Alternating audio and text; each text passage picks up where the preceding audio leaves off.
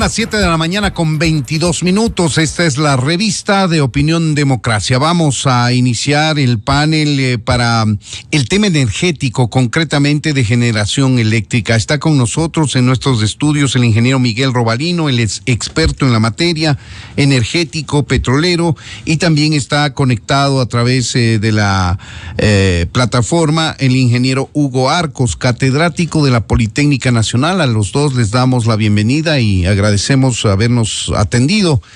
Ingenieros, buenos días.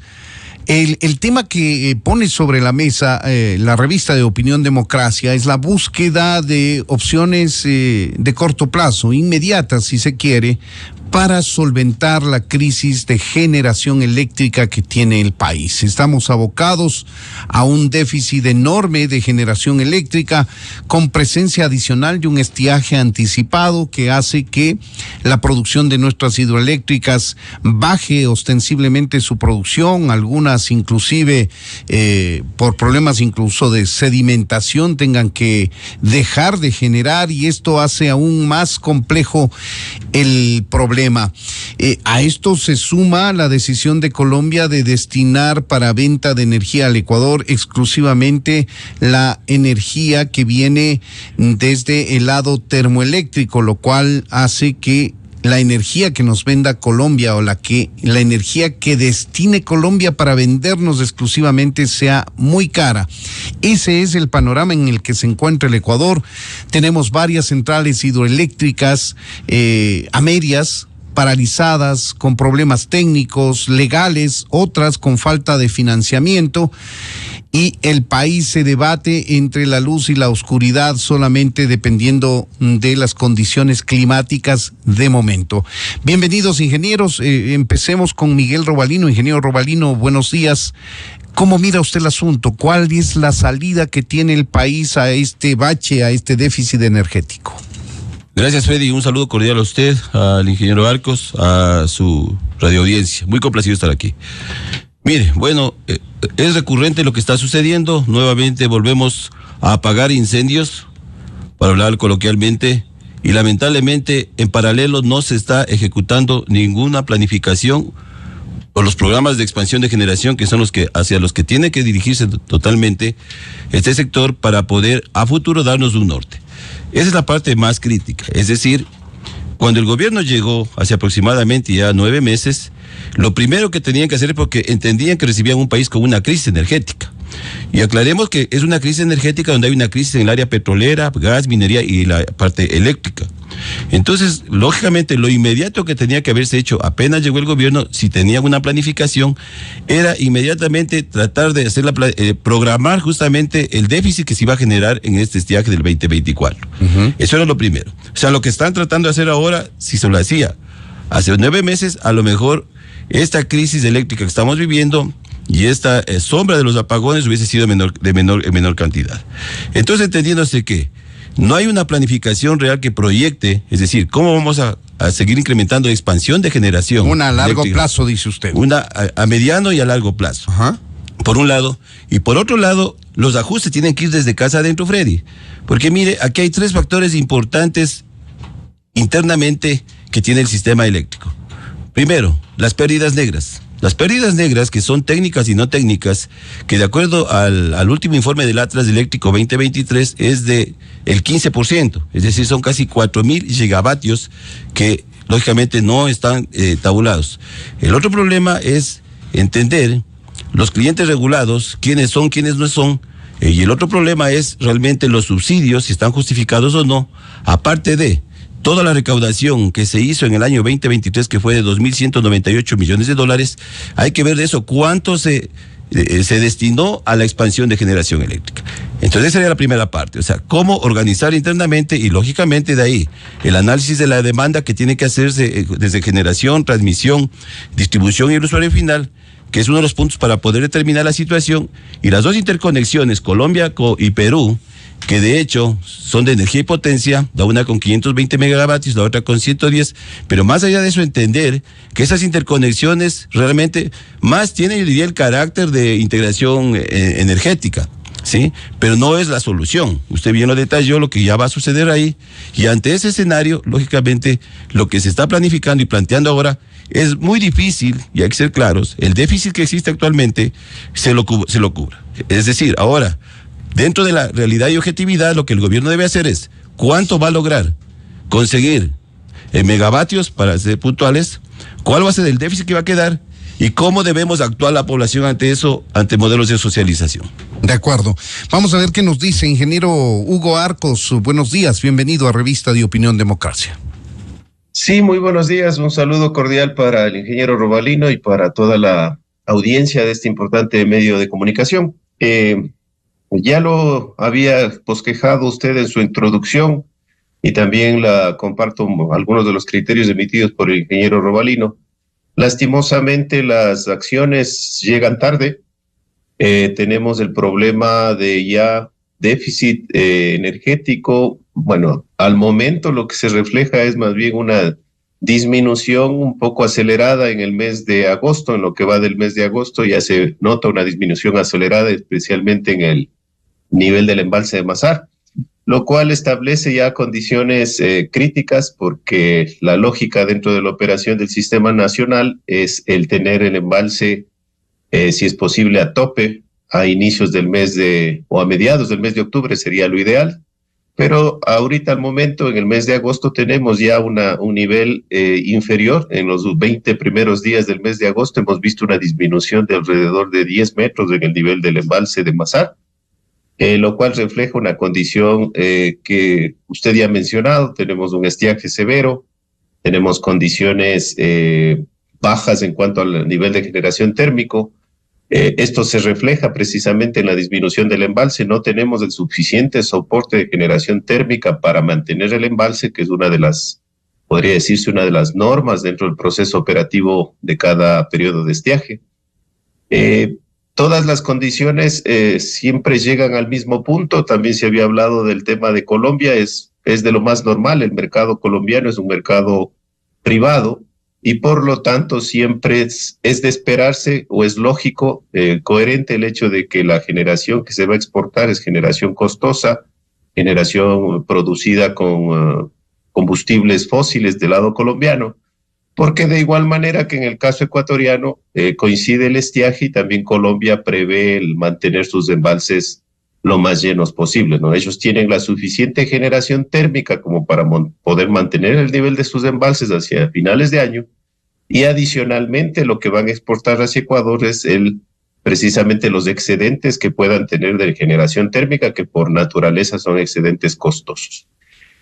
Todo este panorama recurrente que ya lo hemos vivido no solo en el año pasado, en el estiaje anterior, sino también lastimosamente en el mes de abril, establecen una condición de la vulnerabilidad que tiene nuestro sistema al proceso a cualquier sequía que se produzca, ya no necesariamente solo en el periodo de estiaje, sino en cualquier instante, debido a la falta de generación térmica. Coincido con el ingeniero Robalino, las medidas se debieron haber tomado hace 9 meses. Si es que hace 9 meses se pensaba en que se tenían que incorporar barcazas por un total de 500 megavatios, sería otro el panorama que viviríamos en este instante. Sería mejor la previsión de lo que serían los posibles cortes o el volumen de los cortes del fin de año. Lastimosamente todos conocemos que el volumen de potencia que se está incorporando es de apenas 100 megavatios. Diría yo, haciendo números muy aritméticos, 5 veces menos de lo que necesitamos. Y por supuesto eso plantea un escenario de muy alta probabilidad de cortes. Casi diría que, bueno, en probabilidades no hay como decir 100%, pero sobre el 90% de probabilidades de cortes. Lo que tenemos después que analizar es la profundidad de estos cortes que se van a realizar. Por supuesto, el número de horas que van a tener que durar, energéticamente hay que evaluarlo. Pero lastimosamente es la situación, es un estiaje que se adelanta y como pocas veces empezaría desde el mes de septiembre, ¿no? El mes que se viene podría ser ya un mes con novedades. La otra semana es septiembre ya. Así es, el mes de septiembre se avecina ya con una situación crítica desde el punto de vista energético. Claro que sí. Ahora, políticamente es costoso anunciar cortes, y más costoso en periodo electoral como en el que atraviesa el país. Por eso esta invitación a técnicos, a expertos en materia energética, lo que tiene como objetivo es transparentar la situación real del país.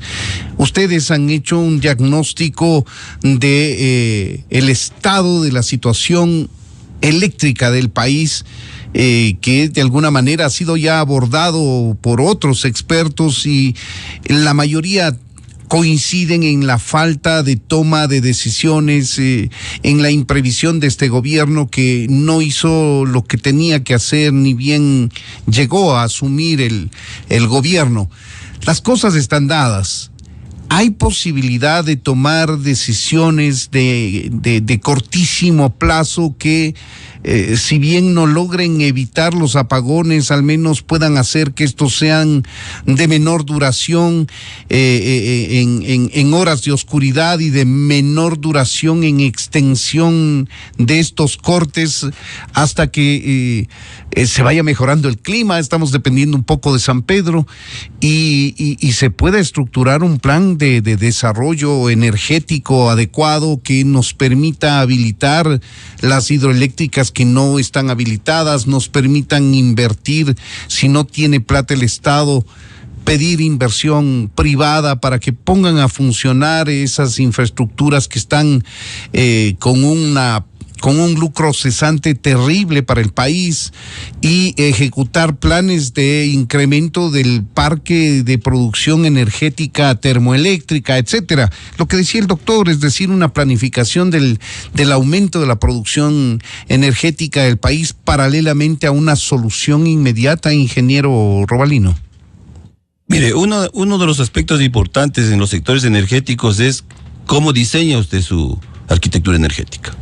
Y cada país tenemos, bajo lo que llamamos soberanía energética, tenemos que ir diseñando cómo producimos nuestra energía, cómo desarrollamos nuestras industrias de los sectores estratégicos. Es la primera parte. De hecho, mira, aquí en el Ecuador, el plan de expansión de generación, que es de herramienta, yo diría, estratégica o fundamental, justamente para que va de la mano justamente del incremento de la parte económica, de la matriz productiva, y al Sistema Nacional Interconectado, que existe inclusive en lo que nosotros llamamos el caso base, que va hasta el año 2027, ese plan ni siquiera se lo ha ejecutado, ni siquiera se lo ha visto, porque muestra de eso lo que está pasando. Existe el plan maestro de electrificación, de igual manera. Y entonces aquí, lo que usted plantea, Freddy, ¿qué es lo que tenemos que hacer? Yo inicialmente aquí planteé que primero hay que hacer ajustes casa adentro, ¿sí? Y segundo, mire, hay temas como, por ejemplo, existen proyectos de generación y autogeneración que están a nivel de títulos habilitantes, a nivel de estudios definitivos de factibilidad y prefactibilidad, que son casi 2.000 megavatios. Es decir, aquí si queremos diseñar, tal como planteó el ingeniero Arcos, cómo actúa Colombia, lógicamente, ellos tienen apertura a la privada para en conjunto poder primero cumplir lo que dice una política energética, que tienen visiones de 30 años. ¿Qué dice la política energética cuando un gobierno tiene planificación, un Estado? Abastecimiento. Lo primero es el abastecimiento, y de ahí hay que partir, que es lo que justamente aquí en el país no lo tenemos. Entonces, desde ese aspecto, si es que se diría, ¿qué es lo que se tiene que hacer? Bueno, lo primero que se tiene que hacer es, porque definitivamente no se va a poder solucionar, Freddy, y esto hay que ser sumamente claros, no se va a poder solucionar en el corto plazo, ¿sí? Aquí lo que se tiene es que, por lo menos, vuelvo y repito, el gobierno tiene que plantearnos un modelo, como bien lo dijo, mire, hay un estudio de la OLADE, justamente el último boletín del año 2023, que establece que la expansión de generación eléctrica va a ser a través de las térmicas y gas. Entonces, eso también tiene que darnos un mensaje fuerte, ¿sí? Que todo lo que es en la industria energética, de un lado, usted no hace bien, sí repercute al otro lado. Es decir, si aquí dejamos de producir menos petróleo también, que es hacia donde estamos yendo, ¿sí? Que es producción primaria, lógicamente eso nos va a afectar al otro lado. Entonces, bajo ese enfoque, también se tiene que determinar la normativa, pero normativas que se ejecuten. Porque usted salen reglamentos que realmente no pasan de ser meras opciones, normativa o reglamentos para que también entre en acción la parte privada y comenzar a modelar conjuntamente. Quizá la solución sea la parte privada. El Estado no tiene dinero, lo sabemos, tiene que endeudarse el gobierno con créditos multilaterales para cubrir una brecha fiscal que le permita cubrir los gastos más elementales, y esto supone dinero fuerte, en fuertes sumas para invertir. Eso no tiene el Estado. La opción es que los privados inviertan, pero no solamente abriendo la posibilidad de la inversión de privados, esto se va a solucionar, porque tenemos componentes de subsidio en la tarifa, ingeniero Arcos, que hace que el sector privado no tenga un incentivo para invertir. Y otra cosa, el sector privado no quiere meter dinero tampoco para que sea administrado por un funcionario público. ¿Cuál es su criterio al respecto, ingeniero Arcos? Bueno, hay que distinguir dos instancias, ¿no? Ahorita la coyuntura que estamos pasando y que nos aboca a pocos meses ya de finalizar el año, estamos hablando de estamos entrando en el último cuatrimestre, y que se nos viene con este problema de crisis. Hay que pensar en estas soluciones emergentes para la situación de emergencia que estamos pasando. Por un lado está el tema de no es coherente el hecho de incorporar barcazas. Suene lo mal que pueda sonar desde el punto de vista, no sé, del proceso de contratación, del proceso de la cantidad de recursos que es lo más rápido que se puede conseguir. Pero no hay otro remedio desde el punto de vista de la emergencia. Uh-huh. Se ha hablado mucho y no sé qué avances puede haber existido en el sentido de entregar combustible a generación privada, a los grupos de electrógenos que tienen las diferentes industrias, los diferentes clientes privados que pueden encender dichos grupos durante el periodo de crisis, con el objetivo de solventar o paliar en algo el déficit energético. De eso no se ha oído en los últimos días avances respecto de qué convenios puede llegar entre el Ministerio de Energía y el sector privado que permita poner a operar maquinaria que está disponible, pero que por el asunto siempre del cruce de cuentas que se tiene que hacer por el combustible que tiene que invertir el generador privado, no hay claridad. En ese sentido debería haber claridad. Debemos hacer una cruzada en que todo el sector privado que tenga disponible recursos energéticos los utilice y paliemos la crisis. Esas son soluciones de corto plazo, pero lastimosamente tampoco se tiene claridad en esos aspectos. Es preferible endeudarse con el diésel que hay que entregarles a los privados locales antes que importar energía costosísima desde Colombia. Ese debería ser un criterio coherente. A la final el dinero y las divisas se quedan en el país antes que tengan que salir de forma abultada hacia Colombia por importación de energía costosa. Entonces, no sé, ese debería ser un criterio. Lo que se puede tomar de la mano en primera instancia es eso. Podría sonar un poco ilógico, pero la posibilidad de instalar pequeñas centrales fotovoltaicas haciéndolas bien, haciéndolas del sector privado, pueden tomar 1 o 2 meses. 2 meses podría ser un tiempo récord. Si es que ahorita se hace una especie como de apertura a que ciertos privados que tienen esos proyectos en carpeta les dan luz verde, en 2 meses podrían estar esos proyectos operando, podrían estar inyectando energía al sistema y paliando los cortes. Entonces, todos esos aspectos que son de muy corto plazo, que es lo que tenemos que pensar ahorita, son cosas que sí se pueden tomar como ideas y que tienen que ponerse manos a la obra, pero desde ahorita.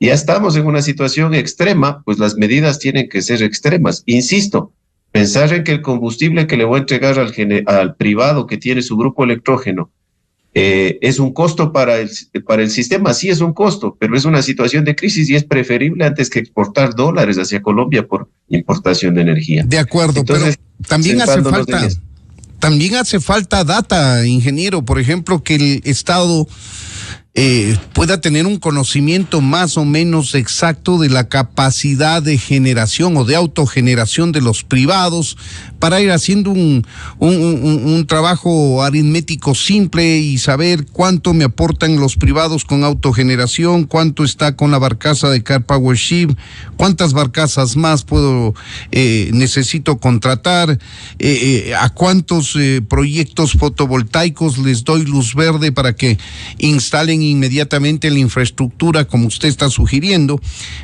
pero parece ser que falta data en el país.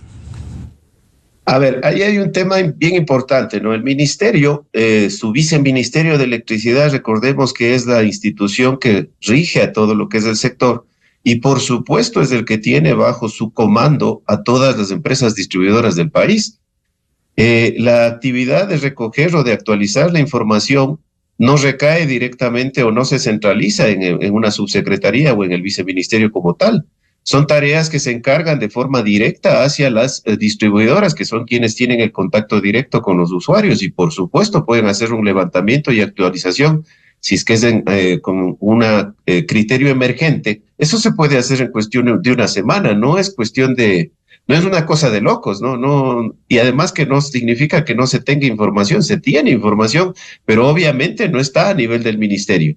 Ahora, lo que se necesita es que tengamos funcionarios en el viceministerio que tengan esos conocimientos, que sepan a quién tienen que pedir la información y que tienen que exigir y pedir que esa información esté disponible en sus computadores y en sus escritorios en la forma más ágil posible. Pero de esto estamos hablando de hace 9 meses, ¿no? No estamos hablando que debió haberse hecho ahorita. Es una tarea que ya está pendiente, que ya está trazada y que no es una tarea imposible, es una tarea que se puede y efectivamente se la puede realizar.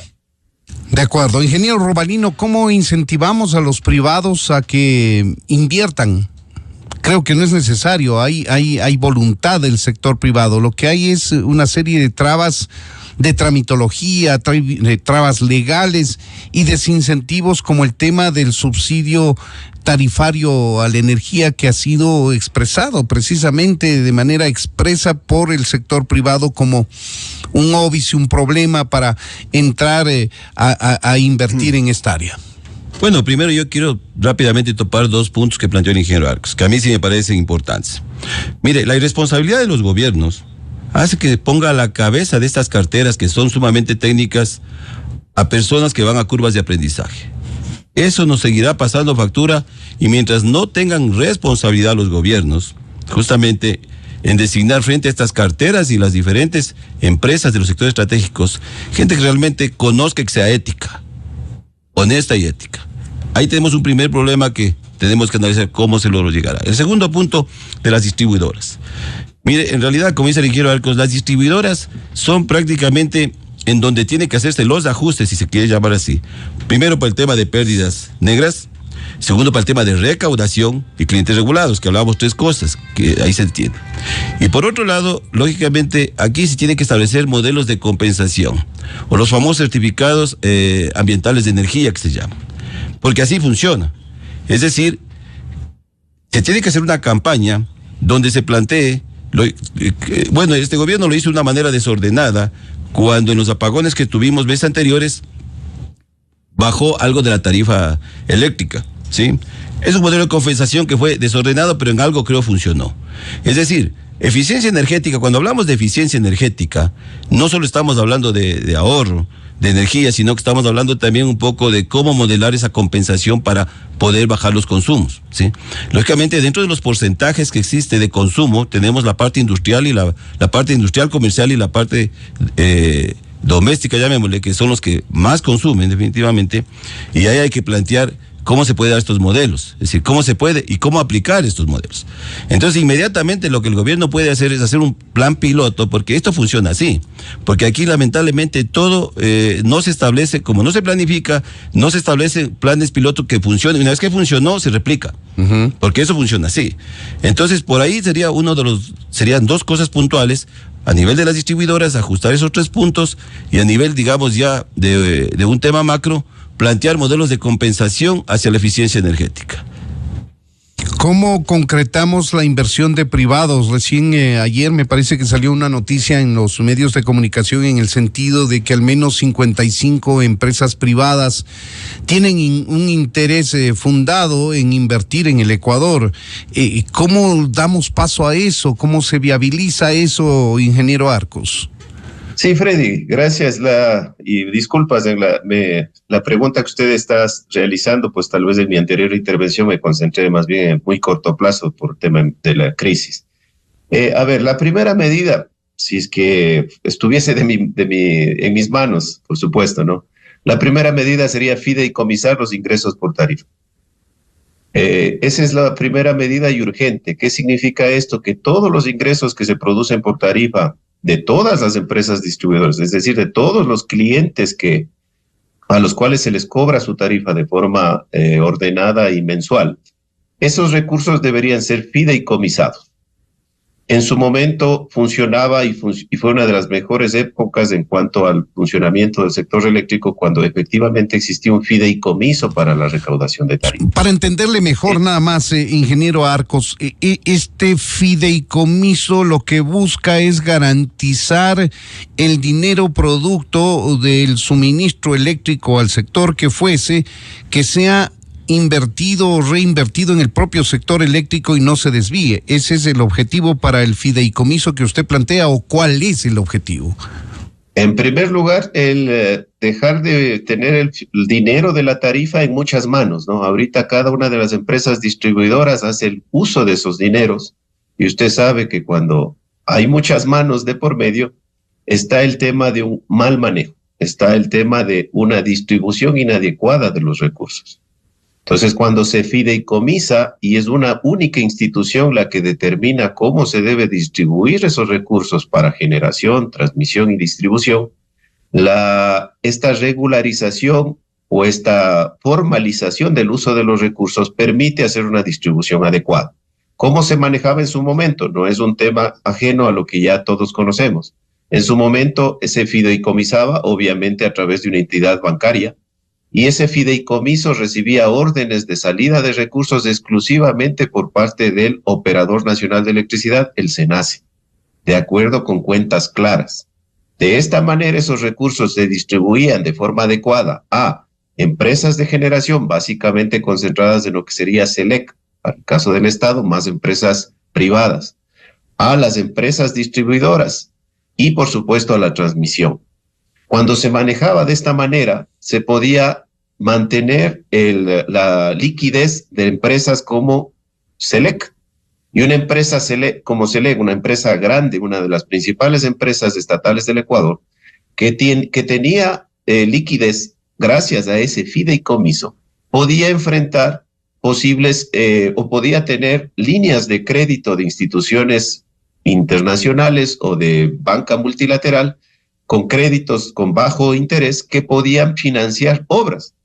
Eso es lo que se le quitó a SELEC, eso es lo que se eliminó. ¿Por qué? Porque se declaró mala palabra al fideicomiso, con el pretexto de que se estaba dando negocio a lo que sería en este caso la banca. Un absurdo, más bien como una ideología política absurda que destruyó la estructura que tenía el sector eléctrico. Esa era la columna vertebral que permitía una distribución adecuada de los recursos y un manejo centralizado que evitaba malos manejos o corrupción dentro del camino.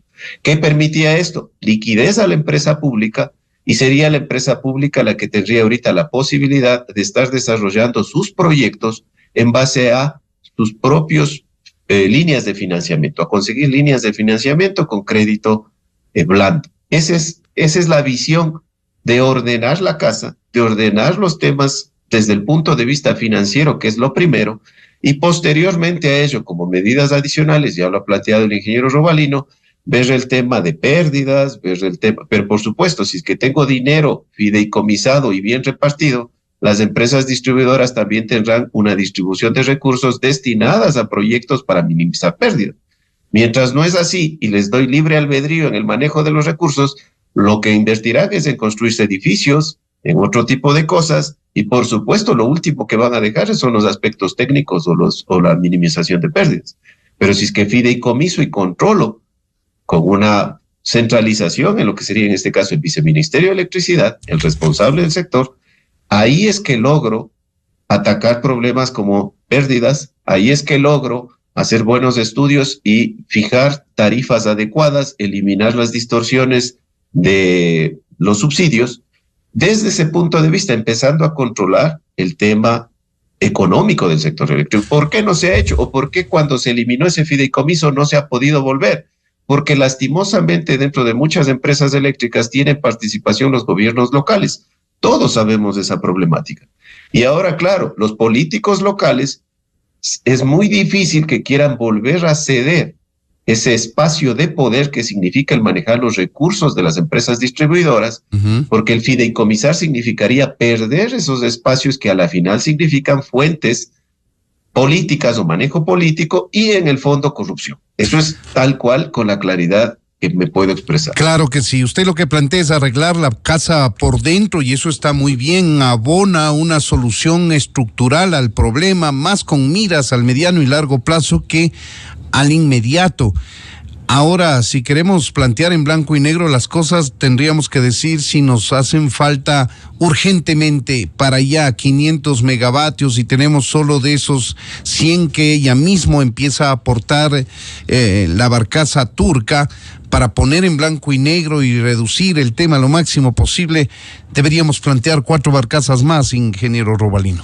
Sí, no solo eso, Freddy, mire, el SENACE, que es quien realmente plantea los incrementos de demanda de energía año a año y que va dando las alertas, lógicamente la media es de más o menos del 8% de incremento, es decir, año a año tenemos que ir incrementando generación eléctrica. Así es. Y cada año que no se haga se acumula, así de sencillo, ¿sí?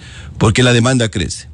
Entonces aquí el tema, a 4 meses de terminar el año, el estiaje que se viene, la crisis eléctrica que se va a ahondar un poco más allá de eso hay que entender que para el siguiente año, ¿sí? Para el siguiente año esta demanda va a crecer, va a incrementarse. O sea, va a sumarse el 8% va a sumarse más. Y más allá de eso. Que es la media histórica en el Ecuador. Mire, yo he planteado que les falta mucha visión de estadistas a los gobernantes. Porque si aquí hablamos rápidamente de que queremos impulsar la parte de minería, que es uno de los terceros rubros importantes, si se incrementarían los proyectos que aparentemente en la última reunión en Canadá se dio, de casi 4,000 millones de minería, eso va a significar que se tiene que incrementar el 22% de generación eléctrica. Por necesidades de la industria minera. Correcto. Entonces, ¿cómo puedo yo viajar a plantear traer esa inversión cuando sabemos que el país tiene una crisis eléctrica? Entonces, ahí alguna cosa no coordina. Hay muy mal asesoramiento, ¿sí? Entonces, desde ese punto de vista, hay que entender que justamente todo lo que se refiere especialmente a la parte eléctrica va de la mano de la parte de la matriz productiva, como lo manifesté en un comienzo. Y esa es la parte que debería preocuparnos. Es decir, ¿qué va a pasar nuevamente? Esto se va a ahondar mucho más para el próximo año porque va a crecer la demanda, porque este año definitivamente los planteamientos, como ha hecho el ingeniero Arcos, que me parece muy interesante si es verdad lo que él plantea, ¿sí? Uno de los problemas a todas las empresas de sector estratégico es como el caso puntualmente de Petroecuador, cuando en el año 93 se le quitó la autosuficiencia financiera. Así es. Ahí comienza prácticamente, yo diría, la bajada de la industria porque no tiene para invertir. Depender del gobierno para invertir. Aquí ha pasado exactamente lo mismo, es decir, no les dan esa aptitud para que puedan operar y desarrollar. Entonces, entendiéndose estos mensajes que nosotros damos y que esperamos llegue a los oídos de los gobernantes, que son realmente valoración crítica para que se entienda que, primero, estos sectores estratégicos tienen que estar en manos de técnicos, tienen que estar en manos de gente que va a dejar un valor agregado. O sea, solamente aquí se define que vaya a la cabeza de los ministerios, estas industrias, gente con curvas de aprendizaje.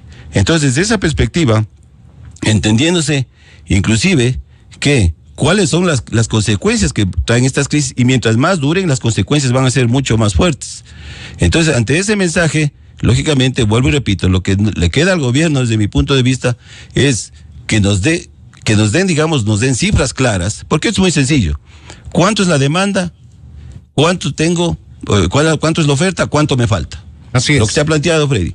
Y en base a eso decir, nos falta esto. Bueno, ¿cómo vamos a pasar esta crisis? Todos los ecuatorianos que somos los que absorbemos.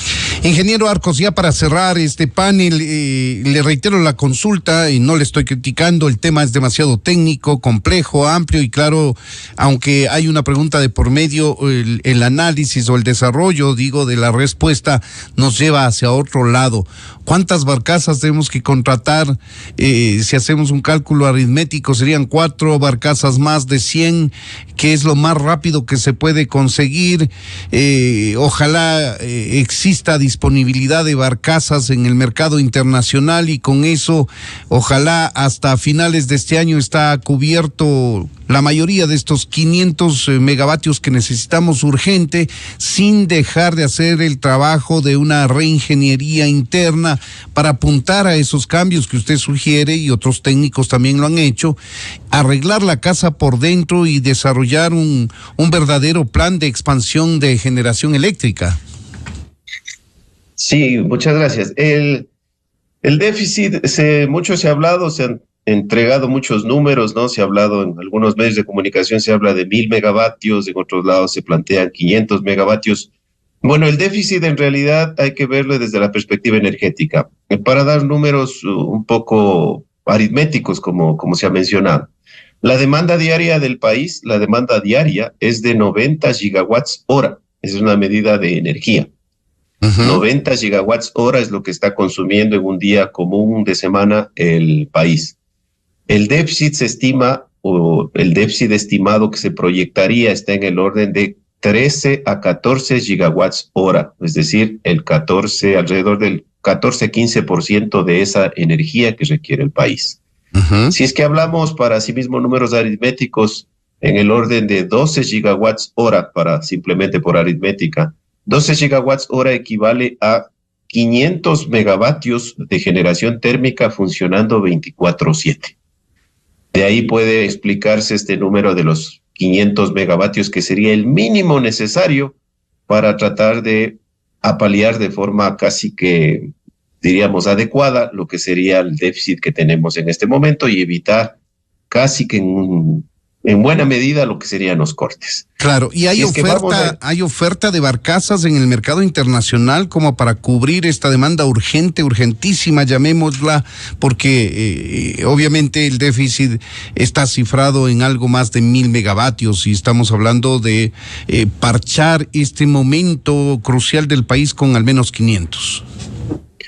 Lastimosamente, la oferta, como usted menciona, tiene un costo de oportunidad. Y al existir, se tendría este gran costo de oportunidad, lo que significaría una fuerte suma de dinero, pero que en definitiva evitaría los posibles cortes. CELEC abrió un proceso se podría decir un proceso de muestras de interés.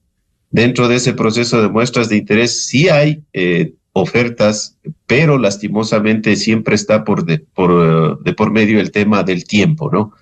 La posibilidad de que esas barcazas estén aquí en cuestión de 2 meses es un tema bastante complicado desde el punto de vista operativo, y por lo tanto lo que se tiene en carpeta es la posibilidad, y se lo ha dicho de forma pública, es la posibilidad de que empiecen a operar o empezarían a operar desde el mes de enero. ¿Qué significa? Que los meses complicados, que son noviembre y diciembre, meses en los cuales tenemos épocas de fiesta, son los meses que se verían más afectados y que no existiría el suficiente número no existiría la suficiente energía térmica para poder abastecer a la demanda. Por eso es que en mi primera intervención yo hablaba de que si hablamos de probabilidades, tenemos más de un 90% de probabilidades de cortes. Y lastimosamente, si es que no se toman esas medidas de los cortes, volvemos a caer en lo que ya sucedió en el mes de abril, que corremos en cambio el riesgo de que técnicamente se arruinen los embalses, se arruinen las centrales de generación, porque como usted mencionaba, políticamente es muy costoso declarar cortes, pero técnicamente es una necesidad inevitable. Por supuesto. Porque el riesgo que se corre es mucho mayor. De acuerdo, ingeniero Arcos, muchas gracias. Una reflexión final suya, ingeniero Robalino, respecto de este tema que le preocupa a todo el país y que con seguridad autoridades y ciudadanos estarán escuchando, que se nos vienen los cortes, por desgracia. Sí, mire, Freddy, realmente, primero entender que todos los países tenemos que caminar hacia mejorar nuestra seguridad energética, como lo ha hecho Colombia, como lo ha hecho Perú. Es decir, si no vamos con esa mentalidad primero de autosuficiencia, es decir, de tratar de no depender de terceros, no vamos hacia ningún lado. Y para eso tenemos que hacer una integración total en todos los sectores estratégicos con políticas energéticas y planes energéticos para que nos den la visión y lógicamente traigan paralelamente, en el marco ese, traigan las inversiones, se creen los marcos jurídicos y lógicamente poder mantener y sostener esta matriz energética que tanto necesitamos. Para eso, muy sencillo, tiene que haber responsabilidad de los gobiernos en que estas carteras, especialmente la de energía, no pueden ser entes de carácter político. Son entes de carácter técnico que van de la mano de la economía de un país. Yo siempre doy este mensaje: un gobierno que planifica el futuro, si no va de la mano de la energía, está planificando sin recursos. Y aquí tenemos el ejemplo en Ecuador. Clarísimo. Queremos agradecer al ingeniero Miguel Robalino, experto energético y petrolero, y también al ingeniero Hugo Arcos, catedrático de la Politécnica Nacional. Gracias por compartir sus conocimientos, su opinión sobre un tema crucial para el desarrollo del país. Los cortes de energía eléctrica lamentablemente se van a venir con todas las pérdidas y molestias para el sector doméstico y también ingentes pérdidas para el sector productivo del país. Lamentable lo que se viene por falta de previsión de los gobiernos sucesivos hacia atrás y de este que está en funciones también, porque no ha hecho las tareas desde el momento en que asumió el poder para poder a la vez, perdón por la redundancia, salvar esta crisis de energía que tenemos ahora con un estiaje anticipado y un déficit que no se ha cubierto en algunos años. Ingenieros, muchas gracias a ustedes. Buenos días. Buenos días, gracias. Muchas gracias, un buen día. Un buen día. Buen día, son las 8 de la mañana con 3 minutos. Esto es Revista de Opinión Democracia. Vamos a una pausa, amigos, pero no se vayan porque ya viene un panel político. Vamos a analizar las candidaturas, las alianzas que no terminan de concretarse, ni siquiera en las izquierdas que tuvieron una manifestación o una intención de buscar acuerdos y hacer un análisis de los escenarios que se vienen más adelante en materia electoral. Son las 8 de la mañana con 3 minutos. Volvemos después de la pausa, amigos. La Revista de Opinión Democracia agradece a las siguientes marcas. Inicio de espacio promocional y publicitario. Detrás de cada jugada hay un esfuerzo que nadie ve. Darlo todo desde el primer minuto del día para demostrar que